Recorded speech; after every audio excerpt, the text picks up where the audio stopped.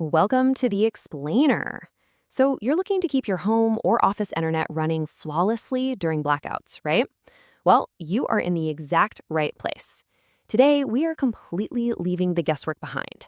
We're going to use real math-backed engineering principles from Solar Circuit 360 to actually build and size the perfect, ultra-reliable 12-volt micro UPS for your router and network switch. Let's get into it. Okay, let's dive right in. Here is our structural roadmap for today. First, we'll look at why most backups fail. Second, the math behind power. Third, the usable capacity trap. Fourth, hidden losses and safety. And finally, sizing your perfect system. Section 1, why most backups fail and the real danger of guessing. Have you ever wondered why most DIY router backup systems just die? Like hours before they're actually supposed to? We rely so heavily on our internet, but when the grid goes down, these backup systems often just shut off way too early. The reality is, most people are building these things based on generic marketing claims, rather than doing the real runtime math. The source material highlights several common and honestly kind of dangerous mistakes that people make, which we are absolutely going to solve today. People frequently use oversized inverters that just bleed power. They skip the fuses, which creates a massive fire hazard. They completely ignore how battery chemistry dictates capacity. And worse, they run their batteries until they are totally dead, which literally destroys the battery's lifespan. Moving on to Section 2, the math behind power and calculating your real load. Look, everything has to start with finding the exact numbers for your equipment. Power, which is measured in watts, is just calculated by multiplying voltage by current. Don't ever just guess the load of your network gear. You've got to flip your router over and check the adapter label, use a plug-in watt meter, or just pull up the manufacturer's specs online. It's crucial. Next up, we need to know how much energy a battery can hold, right? And we measure that in watt-hours. You simply multiply the battery's voltage by its amp-hour rating.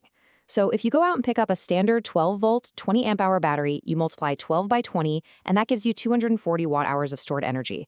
The math is highly accessible, isn't it? So let's see how this builds into a real-world scenario. Imagine your router pulls 12 watts, and your switch pulls 8 watts. That is a total continuous load of 20 watts. Now, if you want a 10-hour blackout survival time, you just multiply that 20 watts by 10 hours. So the crucial point here is that you require exactly 200 watt-hours of usable energy.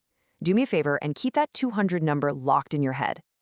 All right, Section 3, the usable capacity trap, and the truth about depth of discharge. I need you to listen to this slightly harsh reality from our sources. You cannot safely use 100% of most batteries. Zero chance. This completely shatters the assumption that a 240 watt-hour battery actually provides you with 240 watt-hours of power.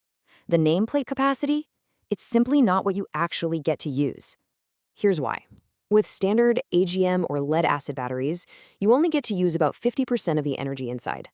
The other 50% is effectively dead weight. If you drain a lead-acid battery past that halfway point, you will drastically shorten its lifespan.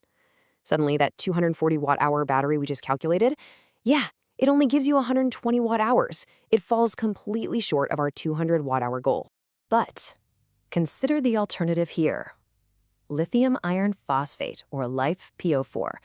These batteries safely allow you to use 85 to 90% of their stored energy.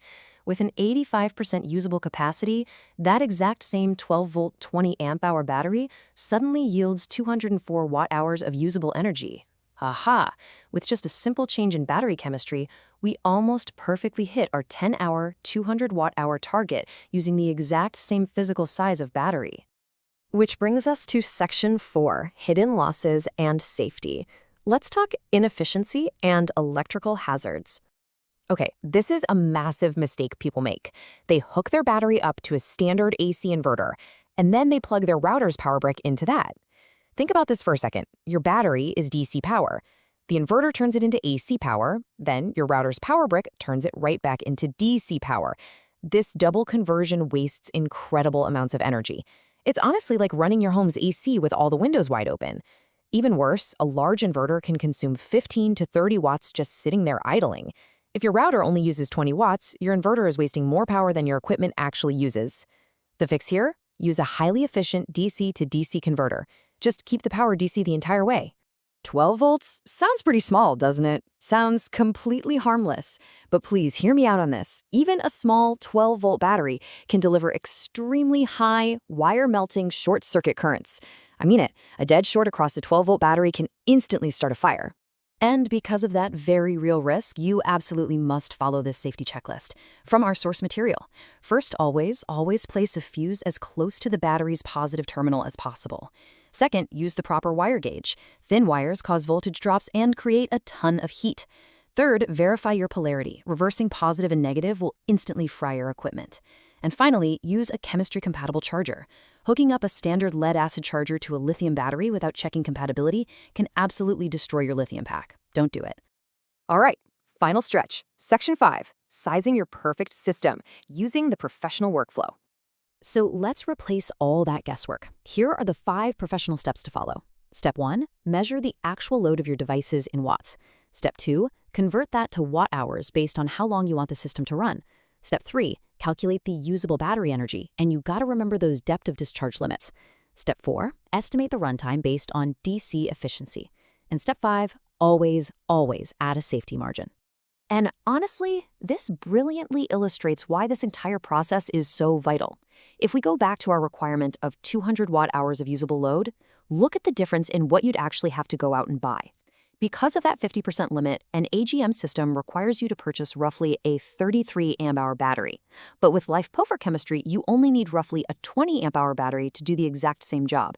Usable energy matters infinitely more than the raw nameplate capacity.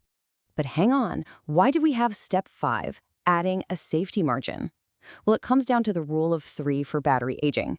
As the years go by, the overall capacity naturally decreases, the internal resistance naturally increases, and therefore your runtime gets progressively shorter. If you design a system with zero margin today, it's going to fail you during a blackout a year from now.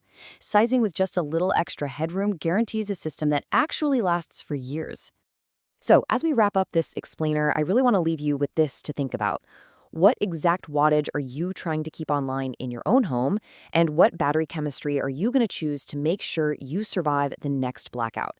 Take this engineering workflow, go check the labels on your router and switch, and build a system you can actually trust.